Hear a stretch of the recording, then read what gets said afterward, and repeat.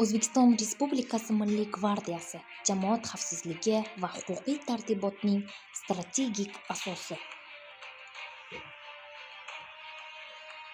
Milliy gvardiyaning tashkil etilishi mamlakatimiz mudofaa salohiyatini tubdan isloh qilishning strategik natijasidir.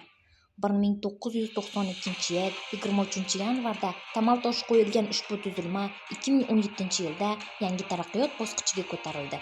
Bu o'zgarish nafaqat tashkiliy tuzilmani yangiladi, balki harbiy xizmatchilarning jangovar shayligi va ijtimoiy-siyosiy jarayonlardagi ishtirokini yangi sifat bosqichiga olib chiqdi. O'zbekiston Respublikasi Milliy gvardiyasi o'zining zamonaviy qiyofasida 2017-yil avgust oyida O'zbekiston Respublikasi Prezidentining tegishli farmon va qarorlariga muvofiq qayta tashkil etildi. Tarixiy nuqtai nazardan qaraganda ushbu tuzilma mustaqillikning ilk yillarida, ya'ni 1947-yil 23-yanvarda O'zbekiston Respublikasi Vazirlar Mahkamasining qarori bilan Mudofaa vazirligi huzurida tashkil etilgan edi.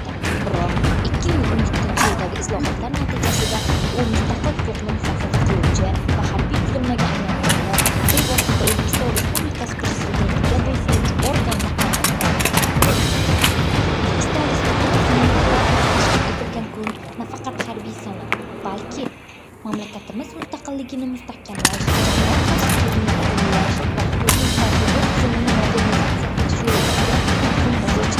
Mazkur tuzilmadan